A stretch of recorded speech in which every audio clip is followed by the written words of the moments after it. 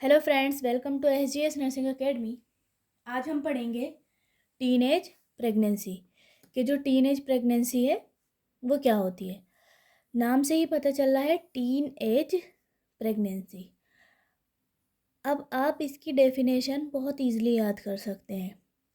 Teen age का मतलब क्या होता है, जैसे हम पढ़ते हैं ना 13, 14, 15, 16, 19। तो आप नॉर्मली याद रख सकते हैं कि जहाँ से देखो, जैसे ये 10 है, 10 से 19 यहाँ तक क्या आ रहा है, ये शब्द, ठीक है, ये वर्ड आ रहा है इतना। तो 10 से 19 ईयर्स तक की अगर कोई भी लड़की प्रेगनेंसी कंसीव करती है, माँ बनती है, तो उसको हम बोलते हैं टीनेज प्रेगनेंसी। ये तो नॉर्मली एक डेफिनेशन याद रखने का तरीका है कि आप ये वाली अगर डेफिनेशन जो मैं आपको पढ़ाऊंगी याद नहीं रहती है तो आप अपने पास से बनाकर भी डेफिनेशन लिख सकते हैं। टीनेज प्रेगनेंसी मीन्स 10 से 19 साल के बीच में अगर कोई लड़की प्रेगनेंसी कंसीव करती है तो उसको हम बोलते हैं टीनेज प्रेगनेंसी। टीन एज में जो प्रेगनेंसी कंसीव हो रही है, तो इसकी हम डेफिनेशन देख लेते हैं। इसमें लिखा है, it is defined as any pregnancy from a girl who is 10 to 19 years of age, the age being defined as her age at the time the baby is born. It is also called as adolescent pregnancy. Teenage pregnancy को हम कैसे परिभाषित कर सकते हैं? वह pregnancy जिसमें जो लड़की है उसकी उम्र 10 से 19 साल के बीच में होगी, वो प्रेगनेंसी कंसीव करती है और इसी उम्र में बच्चे को जन्म देती है, तो उसको हम बोलते हैं टीनेज प्रेगनेंसी। इसको हम अडल्सेंट प्रेगनेंसी भी बोलते हैं। ये जो डेफिनेशन है ये किसके द्वारा दी गई है? WHO के द्वारा, जो वर्ल्ड हेल्थ ऑर्गेनाइजेशन है उसके द्वारा ये डेफिनेशन दी गई है। नेक्स्ट, इसका मैग्नीट्यूड ऑफ द प्रॉब्लम ये है, ये आप चाहो तो पढ़ लेना, इतना इम्पोर्टेंट नहीं है। जो मेन चीज़ें इंपॉर्टेंट है वो हम पढ़ेंगे, फिर भी एक बार इसको मैं आपको बता देती हूँ। मैग्नीट्यूड जो इम्पोर्टेंट पॉइंट है, इसमें पहला है कि ये क्या है, एक पब्लिक हेल्थ प्रॉब्लम है, बहुत इम्पोर्टेंट पब्लिक हेल्थ प्रॉब्लम है, चाहे डेवलप कंट्री हो या डेवलपिंग कंट्री हो, विकसित देश हो या विकासशील, जो पहले से विकसित देश है या जिनका विकास हो रहा है वे देश हो, सबकी क्या है एक ये बहुत इंपॉर्टेंट या मेजर प्रॉब्लम है। यूनिसेफ ने बताया है, यूनिसेफ की एज पर UNICEF report, world wide every 5th child is born to teenage mother. UNICEF के द्वारा जो रिपोर्ट दी गई है उसमें बोला गया है कि world wide every 5th child यानी हर 5वां बच्चा एक टीनेज मदर पैदा कर रही है। ये किसने बताया? हमारा यूनिसेफ ने रिपोर्ट दी है। ग्लोबली जो हम देखें 13 मिलियन अगर बर्थ हो रही हैं तो उसमें 11% जो बर्थ है वो किसके द्वारा दी जा रही है? जो टीनेज गर्ल्स हैं उनके द्वारा। ज़्यादातर हमें जो 90% जो केसेस टीनेज बर्थ देखने मिलती हैं या जो टीनेज प्रेगनेंसी देखने मिलती हैं वो हमें डेवलपिंग कंट्रीज़ में देखने को मिलती हैं। नेक्स्ट है, इसमें लिखा है 2014 world health statistics indicate that average global birth rate among 15 to 19 years old is 49 पर 1000 गर्ल्स। यानी 2014 में वर्ल्ड हेल्थ स्टैटिस्टिक्स ने इंडिकेट किया है, बताया है, क्या बताया है इसमें? That average global birth rate among 15 to 19 years old, यानी 15 से 19 साल तक की लड़कियों ने क्या किया है, अगर 1000 गर्ल्स हैं, ठीक है, 1000 गर्ल्स में से जो 49 डिलीवरी हुई हैं, हम बोल सकते हैं 49 जो बच्चे पैदा हुए हैं वो किसने किए हैं? 15 से 19 साल तक की उम्र की जो लड़कियां हैं उन्होंने। नेक्स्ट है इसमें, teenage pregnancy in India is 62 पर 1000 वुमेन। 1000 महिलाओं में 62 प्रेगनेंसी जो होती है या 62 जो बच्चों को जन्म दिया जाता है, 1000 में से 62 जो बच्चे होंगे ये किसके द्वारा जन्म दिया जाएगा? इनको टीन एज वाली जो गर्ल्स होंगी उनके द्वारा। नेक्स्ट है इसमें रिस्क, जो टीनेज प्रेगनेंसी है उसकी क्या क्या रिस्क हो सकते हैं। इसमें लिखा है, teenage pregnancy is risky due to various adverse maternal and fetal outcomes. जो टीनेज प्रेगनेंसी है वो रिस्की है, किस वजह से? जो वेरियस एडवर्स, मतलब इसमें माँ को भी खतरा हो सकता है और बच्चे को भी। अगर माँ ने प्रेगनेंसी कंसीव कर ली है तो उसमें भी बहुत सारे क्या हो सकते हैं, रिस्क हो सकते हैं, और जो वो बच्चा पैदा करने वाली है उस बच्चे में भी बहुत सारी चीज़ें या बहुत सारी प्रॉब्लम्स हो सकती हैं। नेक्स्ट है second leading cause of death in adult girls 15 to 19 years in developing countries. Developing countries जो हैं उनमें ये दूसरा मोस्ट लीडिंग कोज है जो अडल्ट गर्ल हैं, यानी जो टीनेज में जो लड़कियां आती हैं उनकी डेथ का, उनकी मृत्यु का। फर्स्ट हम पढ़ेंगे एडवर्स मैटरनल आउटकम, देन उसके बाद हम देखेंगे एडवर्स फीटल आउटकम्स। तो पहला हमारा है एडवर्स मैटरनल आउटकम्स, यानी जो माँ है उस पर क्या क्या असर पड़ेगा इस प्रेगनेंसी का। पहला अबॉर्शन, क्या हो सकता है, अबॉर्शन हो सकता है या मिसकैरेज हो सकता है। अगर टीनेज प्रेगनेंसी है तो उसमें अबॉर्शन होने के चांसेस ज़्यादा रहते हैं, क्योंकि अगर टीनेज प्रेगनेंसी हो रही है तो उस टाइम पे क्या है, जो हमारे बोल सकते हैं रिप्रोडक्टिव ऑर्गन्स हैं लड़की के, गर्ल्स के, वो इतने मैच्योर नहीं हो पाते हैं, जिसकी वजह से क्या कर सकते हैं, वो एक बच्चे को यानी एक जो कंसेप्शन है प्रोडक्ट जो है, जो कंसेप्शन प्रोडक्ट है उसको ईजिली कंसीव कर सके, या उसकी बॉडी इतनी आसानी से उसको नहीं ले पाती है, तो इसमें अबॉर्शन का भी रिस्क रहता है। नेक्स्ट है एनीमिया। एनीमिया टीनेज प्रेगनेंसी है, ठीक, लड़की जो है इतनी मैच्योर नहीं हुई है और उसने प्रेगनेंसी कंसीव कर ली, तो उसको क्या है, एक्स्ट्रा केयर की ज़रूरत है, उसकी एक्स्ट्रा केयर की नीड उसको होगी। अगर उसकी हम एक्स्ट्रा केयर नहीं करेंगे, ध्यान नहीं देंगे उसके खाने पीने पे, तो उसको क्या हो सकता है, एनीमिया हो सकता है। और प्रेगनेंसी में अगर एनीमिया हो जाता है तो जो गर्भवती महिला है वो किस में चली जाती है, एचआरपी में। अगर ये सारी चीज़ें अगर मदर के अंदर हो रही हैं तो वो किस में जा रही है, एचआरपी में, हाई रिस्क प्रेगनेंसी में वो जा रही है। तो टीनेज प्रेगनेंसी भी हाई रिस्क प्रेगनेंसी में आती है। नेक्स्ट है हाइपरटेंसिव डिसऑर्डर। हाइपरटेंसिव डिसऑर्डर भी हो सकते हैं, यानी एक्लैम्पशिया की या प्री एक्लैम्पशिया की दिक्कत हो सकती है। जो टीनेज गर्ल है जिसने प्रेगनेंसी कंसीव की है उसको क्या हो सकता है, प्री एक्लैम्पशिया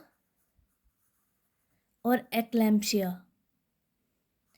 एक्लैम्पशिया की भी दिक्कत हो सकती है।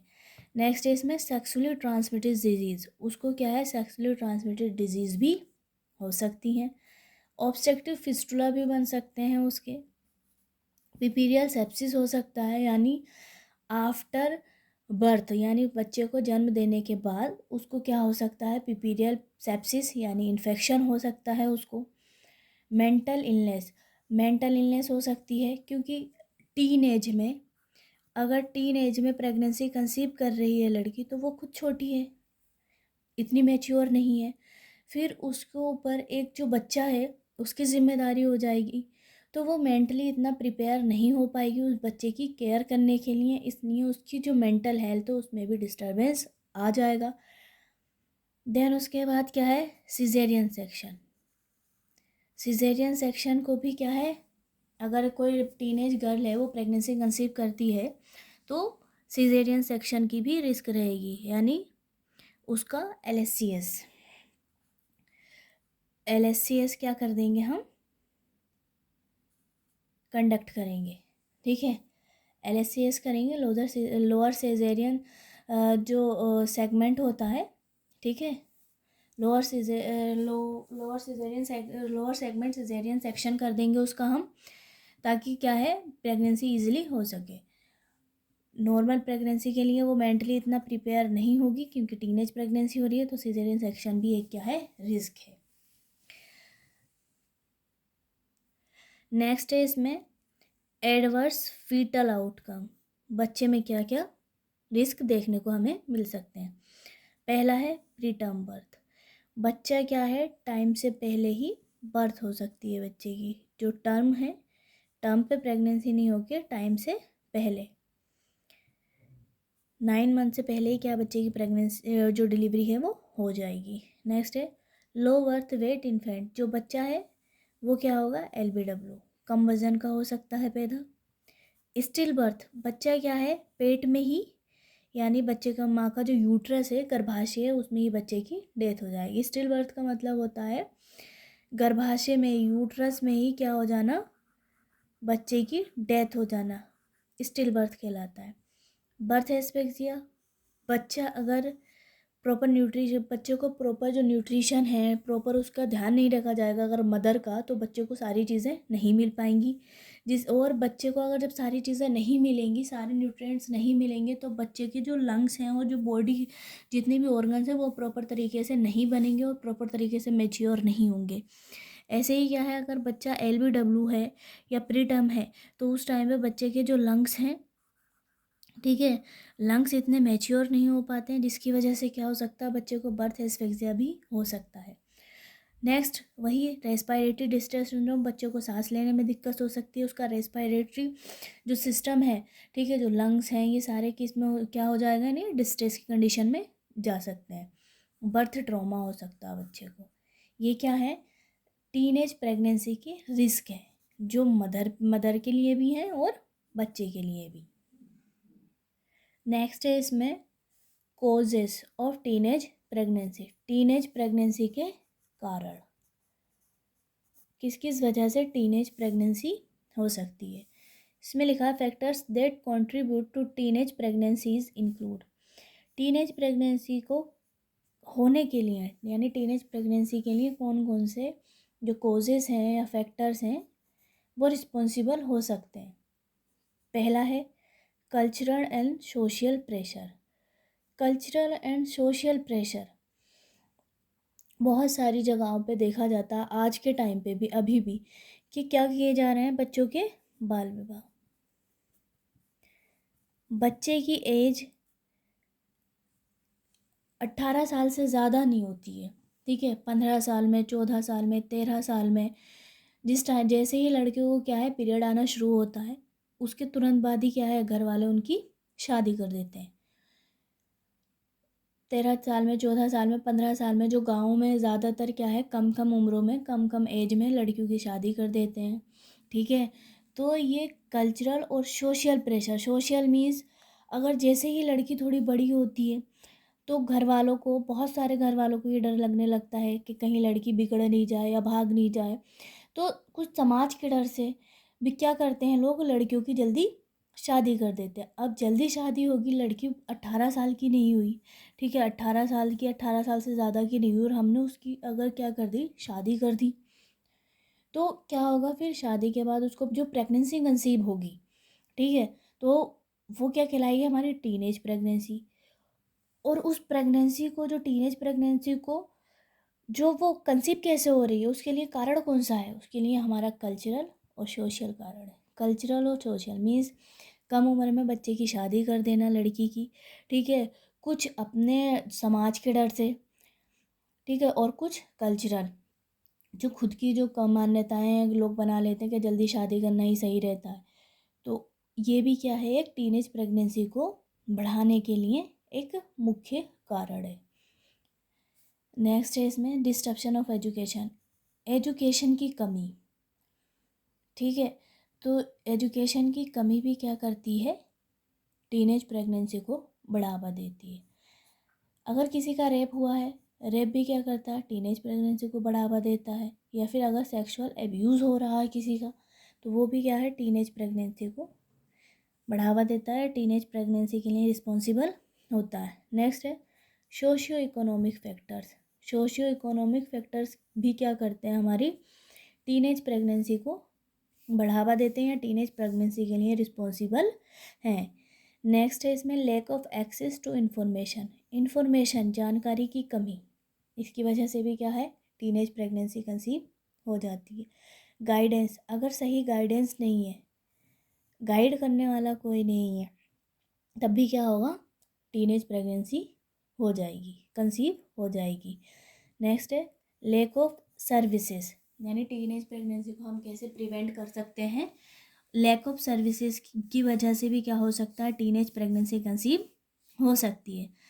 नेक्स्ट है peer pressure to engage in sexual activity, जो साथ के, अगर ये कोई टीनेज गर्ल है ठीक है, और उसके साथ के जो उसके साथी हैं या दोस्त हैं, अगर वो सेक्सुअल एक्टिविटी में इन्वॉल्व हैं या बिगड़े हुए हैं, ठीक है, तो वो भी क्या करेंगे, उसको उसके ऊपर उसका क्या है, उनका क्या है, अपना प्रेशर बनाएंगे वो, या फिर उनकी जो एक्टिविटी हैं, जो उनकी आदतें हैं, वो सामने वाली जो लड़की होगी, जो टीनेज गर्ल होगी, वो क्या कर लेगी, उसको अपने अंदर इंगेज कर लेगी, जिसकी वजह से क्या हो सकती है, उसको टीनेज प्रेगनेंसी हो सकती है। जो पीयर प्रेशर है, साथ में रहने वाली जो लड़कियां हैं या जो उसकी फ्रेंड्स हैं, अगर वो इस तरीके की होंगी तो उसको भी कारण बोला गया, मीन्स हो सकता है, तो उसको भी अपने ही तरह वो क्या करेंगी, उस पर प्रेशर बनाएंगी।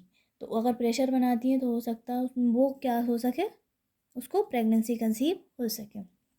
नेक्स्ट है incorrect use of contraception. Contraception की जानकारी नहीं होना, इनकरेक्ट यूज़ करना कॉन्ट्रासेप्शन का, पता ही नहीं है कि कब हमें कॉन्ट्रासेप्टिव मेथड का यूज़ करना है, कौन सा मेथड का यूज़ करना है और किस तरीके से इस्तेमाल करना है।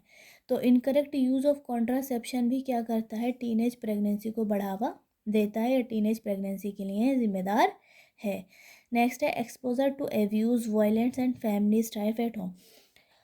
अगर किसी के साथ एब्यूज़िव व्यवहार किया जा रहा है, मारपीट की जा रही है, या घर का माहौल अच्छा नहीं है, तो इस वजह से भी क्या है, टीनेज प्रेगनेंसी हो सकती है। नेक्स्ट है इसमें हमारा complications associated with teenage pregnancy. Teenage pregnancy में कौन कौन सी जटिलताएं या कॉम्प्लिकेशंस आ सकती हैं। इसमें लिखा है पहला, health complications in the antenatal period. Antenatal period में बहुत सारी हेल्थ कॉम्प्लिकेशंस आ सकती हैं। नेक्स्ट है health complication during labour and delivery. Antenatal period में भी आ सकती हैं कॉम्प्लिकेशन, लेबर एंड डिलीवरी के टाइम पे भी आ सकती हैं। नेक्स्ट है पोस्टपार्टम पीरियड के टाइम पे भी क्या है, कॉम्प्लिकेशंस देखने को मिल सकती हैं। Problem affecting the baby, baby को भी अफेक्ट कर सकती हैं प्रॉब्लम्स। सोशल कॉम्प्लिकेशंस भी आ सकती हैं टीनेज प्रेगनेंसी में, और अदर कॉम्प्लिकेशंस भी देखने को मिल सकती हैं। तो फर्स्ट हम पढ़ेंगे इसमें हम जो हमारे क्या है एंटीनेटल पीरियड में कॉम्प्लिकेशंस देखने को मिलेंगी हमें, जो टीनेज मदर है उसकी हेल्थ से रिलेटेड। पहला क्या है, अनसेफ अबॉर्शन। अनसेफ अबॉर्शन उसको हो सकता है। अनसेफ अबॉर्शन मीन्स अगर जैसे पता चला कि जो टीनेज गर्ल है उसने प्रेगनेंसी कंसीव की है, तो बिना किसी स्पेशलिस्ट की जानकारी के क्या कर देना, उसका अबॉर्शन कर देना, क्या कहलाता है, अनसेफ अबॉर्शन। जानकारी के मीन्स जो बोल सकते हैं हम इलीगल तौर पर, नॉर्मली जो नर्सिंग होम्स वगैरह पर जाकर क्या करवा लेना, अबॉर्शन करवा लेना, क्या कहलाता है हमारा अनसेफ अबॉर्शन। दूसरा है प्रेगनेंसी इंड्यूस्ड हाइपरटेंशन, PIH हो सकता है उसको, प्रेगनेंसी के टाइम पे क्या है उसको हाइपरटेंशन की प्रॉब्लम हो सकती है। Increase demand for blood flow during pregnancy can place strain और undeveloped cardiovascular system. Cardiovascular system का अनडेवलप्ड होने की वजह से, प्रॉपर तरीके से डेवलप ना होने की वजह से क्या हो सकता है, प्रेगनेंसी इंड्यूस्ड हाइपरटेंशन उसको हो सकता है। तो unsafe abortion, pregnancy induced hypertension और एनीमिया। एनीमिया में है due to nutritional deficiency specially for iron and folic acid and by malaria and intestinal parasite. Anaemia कब हो सकता है, न्यूट्रिशनल डेफिशिएंसीज की वजह से, आयरन और फॉलिक एसिड की कमी की वजह से, अगर मलेरिया है या इंटेस्टाइनल पैरासाइट्स है उसकी वजह से भी क्या है, एनीमिया हो सकता है जो टीनेज मदर है उसको। नेक्स्ट है STI and HIV, sexual transmitted infection, और HIV भी उसको हो सकता है। Sexually active adolescents are at an increase risk of contracting STI, syphilis, gonorrhoea, chlamydia including HIV infection.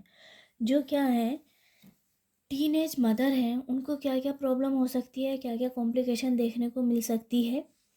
Sexually transmitted जो इन्फेक्शन है वो भी देखने को मिल सकता है, जैसे syphilis, gonorrhoea, HIV, unsafe abortion, pregnancy induced hypertension और एनीमिया। नेक्स्ट है इसमें हमारा health complication during labour and delivery. Labour और डिलीवरी के टाइम पे क्या क्या हेल्थ कॉम्प्लिकेशन हो सकती हैं जो टीनेज मदर है या फिर बच्चे को।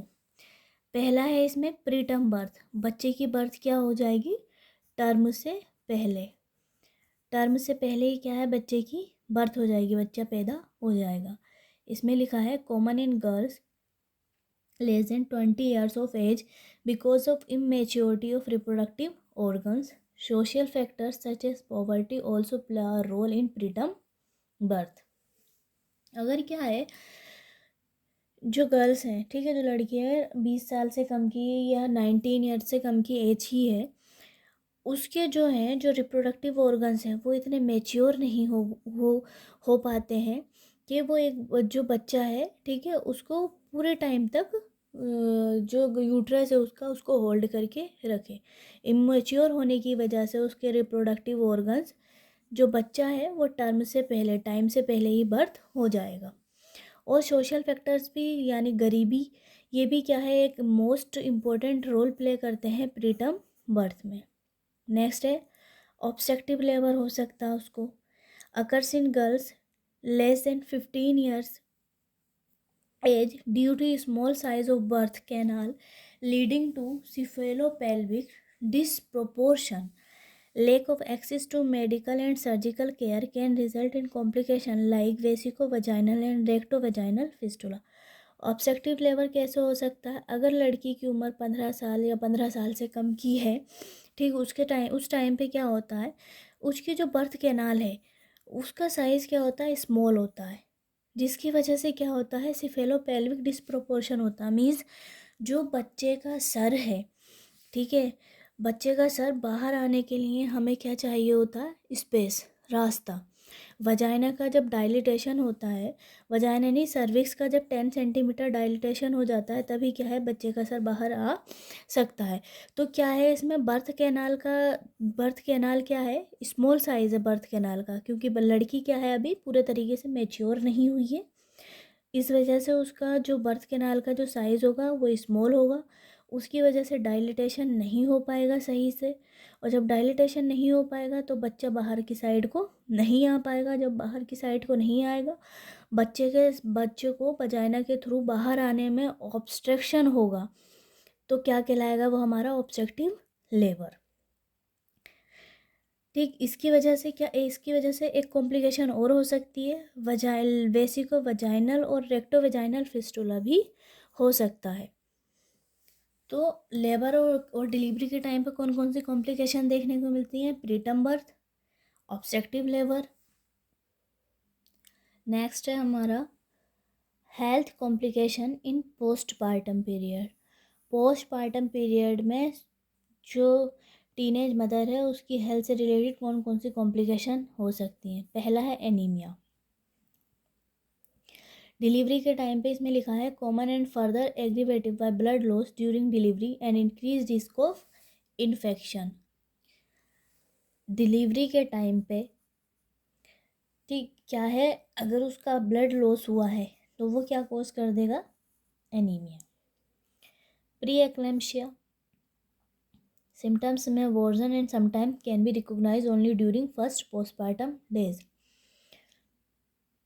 ऐसे तो प्री एक्लेम्शिया और एक्लेम्शिया क्या है, जिस टाइम पे प्रेगनेंसी कंसीव होती है उसके बाद में क्या है प्री एक्लेम्शिया की कंडीशन कोज हो जाती है। और अगर प्री एक्लेम्शिया में पेशेंट को उसका अगर ब्लड प्रेशर बढ़ता है, ठीक है, प्री एक्लेम्शिया का मतलब क्या होता है, हाइपरटेंशन, ठीक है, और प्रोटीन यूरिया, एडिमा, ये क्या करते हैं हमारी प्री एक्लेम्शिया के अंदर आते हैं।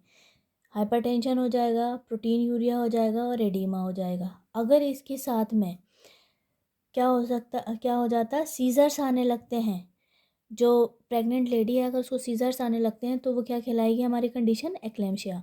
तो प्री एक्लेम्शिया भी क्या है पोस्टपार्टम पीरियड की एक कॉम्प्लिकेशन हो सकती है। इसमें दिया है सिम्टम्स में वो कभी कभी क्या है फर्स्ट पोस्टपार्टम डेज जो होते हैं उनमें हमें प्री एक्लेम्शिया देखने को मिल सकता है, वरना ज़्यादातर हमें प्रेगनेंसी के टाइम पे और जिस टाइम पे बच्चे का बर्थ हो रहा उस टाइम पे ये जो कॉम्प्लिकेशन है ये देखने को मिलती है हमें। नेक्स्ट है पोस्टपार्टम डिप्रेशन। पोस्टपार्टम डिप्रेशन में है frequent occurrence of postpartum depression and mental health problem. जो टीनेज मदर है उसको डिलीवरी के बाद में क्या हो सकता है, डिप्रेशन हो सकता है। ठीक, इसमें लिखा है frequent occurrence of postpartum depression. Postpartum depression हो सकता है उसको, या फिर मेंटल हेल्थ प्रॉब्लम्स हो सकती हैं other. Frequent pregnancies. Frequency can increase, especially in unmarried adolescents, due to difficulty in timely access of reliable conception. Frequent pregnancies की भी complications उसको हो सकती हैं। नेक्स्ट है इसमें प्रॉब्लम अफेक्टिंग द बेबी। बच्चे को कौन कौन सी प्रॉब्लम हो सकती हैं या बच्चे पर क्या क्या असर हो सकता है इन कॉम्प्लिकेशंस का। पहला है लो बर्थ वेट बेबी, बच्चे का वज़न क्या होगा, कम। Higher incidence of low birth weight baby among infant of teenage mothers. Teenage mothers जो होती हैं उनके बच्चे क्या होते हैं, ज़्यादातर लो बर्थ वेट के होते हैं, उनका वज़न क्या है, 2500 ग्राम से कम होगा, तो वो क्या कहलाएंगे, LBW। नेक्स्ट है पेरीनेटल एंड न्यूनेटल मोर्टेलिटी। माँ के गर्भ में ही क्या हो जाना, या माँ के गर्भ में ही बच्चे की मृत्यु हो जाना, या डिलीवरी के बाद में जब बच्चा न्यूनेट पीरियड में हो तो उसकी मृत्यु हो सकती है। Increase in perinatal and neonatal mortality infant of teenage mother. जो टीनेज मदर होती हैं उनके जो बच्चे हैं, उनके बच्चे या तो माँ के पेट में ही यानी गर्भाशय में ही मर सकते हैं, मृत्यु हो सकती है उनकी, या फिर जैसे ही जन्म लेते हैं उसके बाद। नेक्स्ट है inadequate child care and breast feeding practice. अगर बच्चे की इनएडुकेट चाइल्ड केयर हो रही है, ब्रेस्ट फीडिंग प्रैक्टिस सही से नहीं हो रही है, तो बच्चे पे क्या है, असर पड़ता है उसकी हेल्थ पे।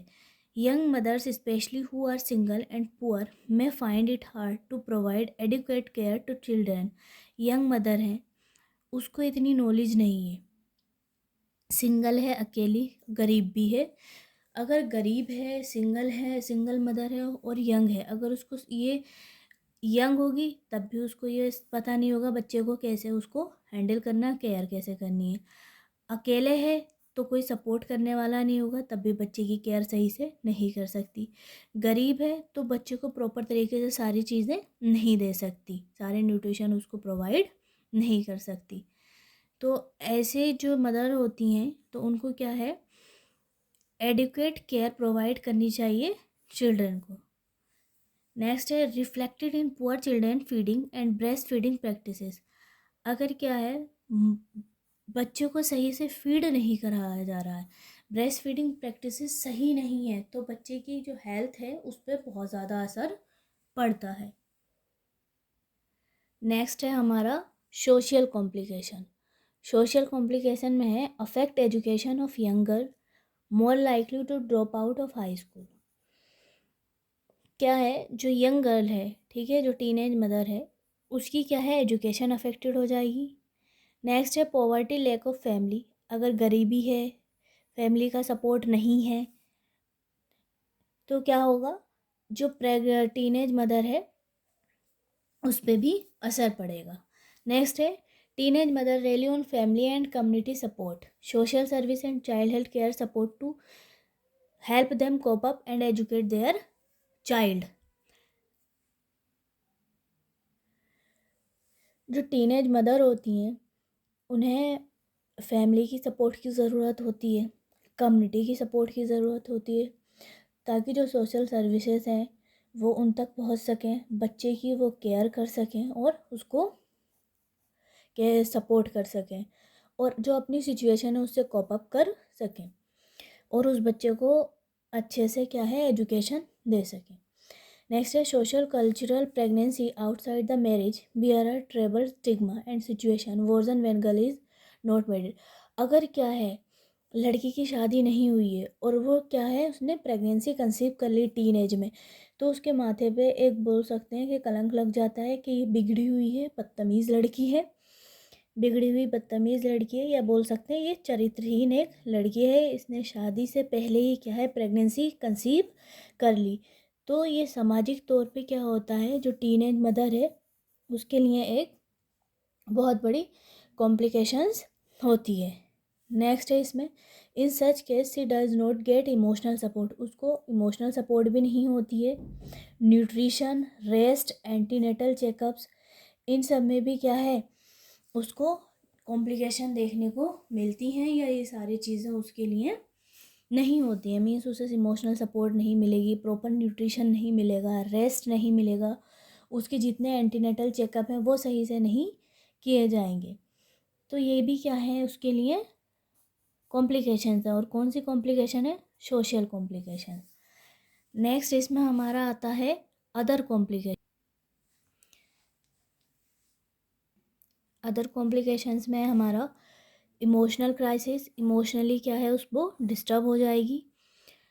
फ्यूचर से रिलेटेड परेशान रहेगी, टेंशन में रहेगी। जो टीनेज मदर होती हैं वो डिलेड एजुकेशन, एजुकेशन नहीं हो पाएगी सही से, थकावट महसूस रहेगी, डिप्रेशन में पहुंच जाएंगी, बच्चे को नेगलेक्ट करेंगी, और फाइनेंशियली क्या है, वो प्रॉब्लम में आ जाएगी। टीनेज प्रेगनेंसी का जो हम आगे का इसमें बचा हुआ जो पोर्शन है वो हम पढ़ेंगे नेक्स्ट वीडियो में। तब तक के लिए bye, thank you so much.